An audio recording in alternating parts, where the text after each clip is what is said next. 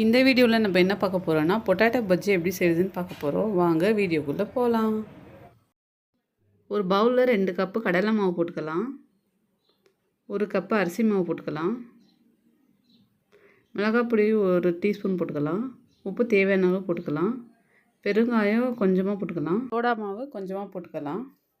பாருங்கள், இப்போ எல்லாத்தையும் நல்லா மிக்ஸ் பண்ணிக்கலாம். மிக்ஸ் பண்ணியாச்சு. இப்போ கொஞ்சம் கொஞ்சமாக தண்ணி விட்டு நல்லா மாவை கலந்து விட்டுக்கலாம். பாருங்கள், ரொம்ப கெட்டியாக இல்லாமல் நார்மலாக இருக்குது. இப்போ ஒரு கடாயை ஸ்டவ்வில் வச்சுட்டு ஆயில் ஊற்றிக்கலாம். ஆயில் நல்லா காஞ்சதுக்கப்புறம் நம்ம இந்த கட் பண்ணி வச்சுருக்க உருளைக்கிழங்கு எல்லாம் அந்த மாவில் தொட்டு நம்ம பஜ்ஜியாக போடலாம். பாருங்கள், காஞ்சிடுச்சு. இப்போது பஜ்ஜி போட்டு எடுக்கலாம். பசங்களுக்கு லீவ் ஸ்டார்ட் ஆகிருக்கும். நீங்கள் வீட்டில் இந்த மாதிரி ஈவினிங் ஸ்நாக்ஸாக செஞ்சு பசங்களுக்கு கொடுங்க. ரொம்ப சூப்பராக இருக்கும். டீ காஃபி கூட ரொம்ப நல்ல ஏற்ற ஒரு ஸ்நாக்ஸாக இருக்கும். கடையில் வாங்குறது வேண்டாம், நீங்கள் வீட்டிலே செஞ்சு கொடுங்க.